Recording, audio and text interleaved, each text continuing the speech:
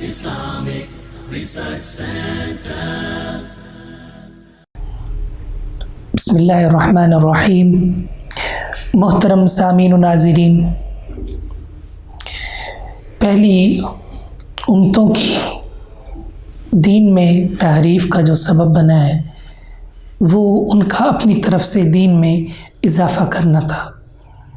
آج ہمارے پاس جو آسمانی کتب موجود ہیں ان میں جو تحریف ہو چکی ہے اس کی بنیادی وجہ یہ ہے کہ ان کتب کے حاملین نے ان کتابوں میں تحریف کر دی ہے، اضافہ کر دیا ہے، تبدیلی کر دی ہے، جس کی وجہ سے آج وہ محفوظ نہیں ہے.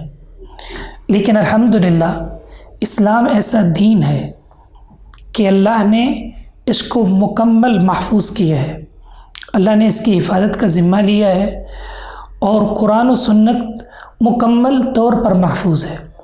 قرآن بھی محفوظ ہے، رسول اللہ صلی اللہ علیہ وسلم کی سیرت بھی محفوظ ہے.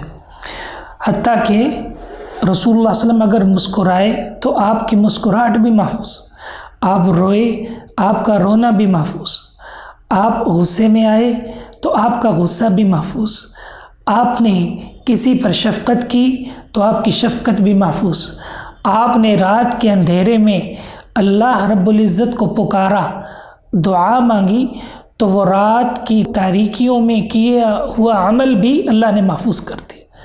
رسول اللہ صلی اللہ علیہ وسلم کی زندگی محفوظ ہے اور ایک ایک ادا، ایک ایک عمل محفوظ ہے. آپ زندگی کا کوئی پہلو آپ اٹھا کر دیکھ لیں، محمد الرسول اللہ صلی اللہ علیہ وسلم کی تعلیمات، آپ کی سیرت اس بارے میں صحیح طریقے کے ساتھ اتھینٹک طریقے سے موجود ہے. اور پھر رسول اللہ صلی اللہ علیہ وسلم کی سیرت، بلکہ جس فرد کی زندگی حدیث رسول کے ساتھ جڑتی گئی، اللہ نے حدیث کی برکت سے اس کی زندگی کو محفوظ کر دیا. ایک مستشرق، اس نے الاصابہ فی تمییز الصحابہ، حافظ بن حجر کی کتاب، اس کو ایڈٹ کیا تو اس نے مقدمہ میں کچھ باتیں لکھی. اس میں اس نے یہ اعتراف کیا کہ مسلمان واحد وہ قوم ہے کہ جس نے دنیا کو سب سے اعلیٰ ترازو تحقیق کا عطا کیا ہے اور 6 لاکھ کے قریب افراد کی زندگیاں مسلمانوں نے تحقیق کے ساتھ محفوظ کر دی. آپ کسی حدیث کے اوپر ہاتھ رکھیں، محمد الرسول اللہ صلی اللہ علیہ وسلم کے کسی فرمان پر ہاتھ رکھیں، اس کی مکمل سند محفوظ ہے، اس میں جتنے رجال ہیں وہ محفوظ ہیں. یہ اس دین کا امتیاز ہے، یہ اس دین کا وصف ہے کہ اللہ نے ایسے لوگ پیدا کیے ہیں جنہوں نے ہمیشہ اس دین کی حفاظت کی ہے، جو رسول اللہ صلی اللہ علیہ وسلم کی حدیث ہے جو نہیں ہے اس میں امتیاز کی ہے اور لوگوں تک پوری امانت و دیانت کے ساتھ دین کو پہنچایا ہے.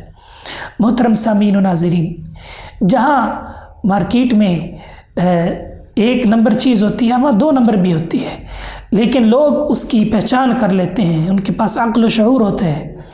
تو دین میں جس طرح بعض لوگوں نے احادیث کھڑی تو محدثین ایک جماعت ہے، اللہ رب العزت نے ان کو توفیق دی، انہوں نے ان لوگوں کو پکڑا اور رسول اللہ صلی اللہ علیہ وسلم کی دین کی حفاظت کی. کسی شخص نے اگر سنت کے نام پر بدعت کو رواج دیا تو انہوں نے اس کو پکڑا، اس کو روکا. کسی نے اگر کسی حدیث کے فہم میں ڈنڈی ماری تو محدثین نے اس پر گرفت کی.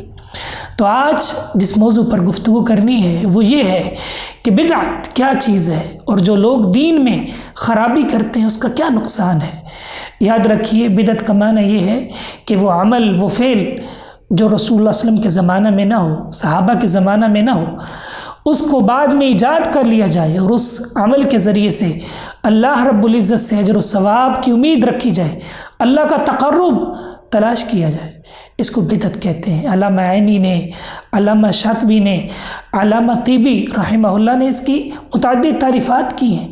ایسا عمل جو صحابہ کے دور میں نہ ہو، اللہ کے رسول کے دور میں نہ ہو اور اس کو اجر و ثواب سمجھتے ہوئے کیا جائے، اس کو بدعت کہتے ہیں. یاد رکھیے یہ حرام ہے، شریعت نے اس سے روکا ہے. اللہ رب العزت قرآن مجید میں ارشاد فرماتے ہیں کہ لوگو ولا تقولوا لما تصف السنتكم الكذب هذا حلال وهذا حرام. تم اللہ پر جھوٹ بولتے ہوئے اپنی ثواب دید سے کسی چیز کو حلال نہ کہو، کسی کو حرام نہ کہو۔ حلال و حرام کا اختیار کس کے پاس ہے؟ اللہ کے پاس ہے۔ اور جو اللہ پر جھوٹ بولتے ہیں اللہ فرماتے ہیں لا یفلحون، وہ کبھی بھی کامیاب نہیں ہو سکتے۔ شیخ الاسلام امام ابن کثیر فرماتے ہیں کہ جس نے بدعت کو ایجاد کی ہے اس نے بھی دین کو اپنے اختیار میں لے لیا ہے، وہ بھی اس آیت کا مصداق ہے، اس آیت کے تحت شامل ہے۔ دوسرے نمبر پر اللہ رب العزت نے اہل یہود کی یہ روش بتائی ہے کہ وہ کہتے ہیں کہ ہم تو صرف آگ میں چند دن رہیں گے۔ وقالوا لن تمسنا النار الا ایاما معدودہ، صرف چند دن۔ اب بتائیے کیا انہوں نے یہ بات خود سے نہیں گھڑی تھی؟ یقیناً اللہ رب العزت نے ان پر یہ دلیل نہیں نازل کی، اس کی کوئی دلیل نازل نہیں کی، خود انہوں نے اس چیز کو گھڑ لیا، تو اللہ رب العزت نے ان پر نکیر کی ہے۔ اسی طرح اللہ رب العزت نے اہل کتاب کو کہا ہے لا تغلوا فی دینکم، اپنے دین میں غلو نہ کرو۔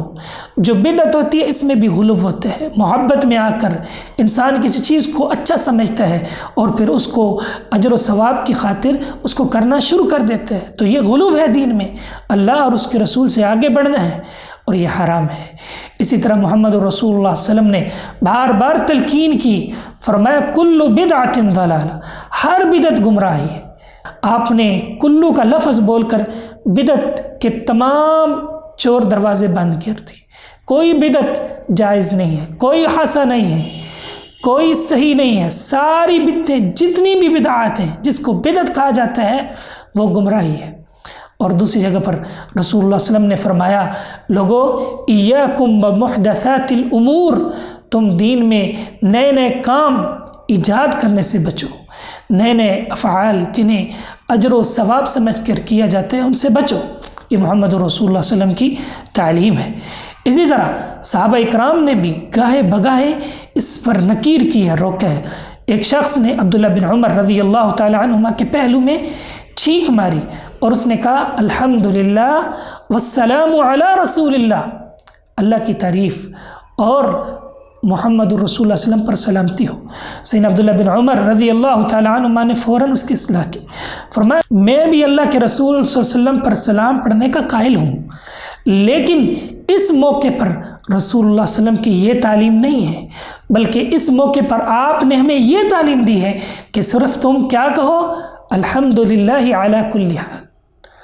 اب صحابی نے بدعت کو روکا ہے کہ یہاں آپ کی تعلیم الحمدللہ علی کل حال ہے، اس کے ساتھ والسلام علی رسول اللہ نہیں ہے، حالانکہ سلام تو وہ بھی مانتے تھے۔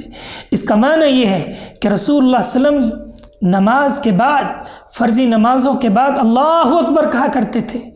اب بعض لوگ یہاں لا الہ الا اللہ کہتے ہیں، تو لا الہ الا اللہ کا کوئی انکار نہیں کرتا، لیکن اس موقع کی تعلیم لا الہ الا اللہ نہیں ہے، اس موقع کی تعلیم اللہ اکبر ہے۔ تو رسول اللہ صلی اللہ علیہ وسلم نے جس موقع پر جو تعلیم دی ہے اسی کو اختیار کرنا چاہیے۔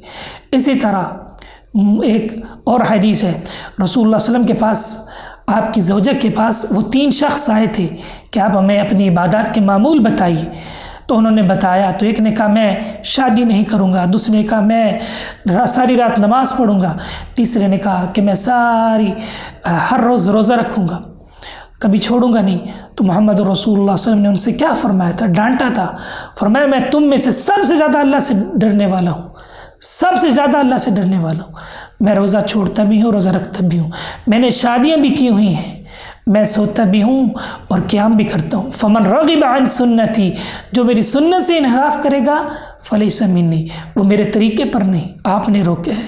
اسی طرح رسول اللہ صلی اللہ علیہ وسلم کے صحابی عبداللہ بن مسعود رضی اللہ تعالیٰ، ان کو پتہ چلا کہ کچھ لوگ مسجد میں اجتماعی ذکر کر رہے ہیں، ان کے سامنے گٹھلیاں ہیں، وہ کہتے ہیں لا الہ الا 100 دفعہ پڑھو، لا الہ الا 100 دفعہ، اللہ اکبر 100 دفعہ۔ تو ان کو بتایا گیا، وہ وہاں گئے اور انہوں نے کہا اے امت محمد صلی اللہ علیہ وسلم، ابھی تو رسول اللہ صلی اللہ علیہ وسلم کے برتن بھی پرانے نہیں ہوئے، برتن بھی نہیں ٹوٹے، ابھی تو اصحاب محمد تمہارے اندر موجود ہیں اور تم نے دین میں بدعات شروع کر لی ہیں۔ انہوں نے کہا ہم تو صرف خیر کا ارادہ رکھتے ہیں، فرمایا نہیں، کتنے ہی ایسے خیر کو چاہنے والے ہیں جو خیر کو حاصل نہیں کرتے، تم اپنی برائیوں کو شمار کرو، تم نے برا کام کیا اور برائیوں کو شمار کرو۔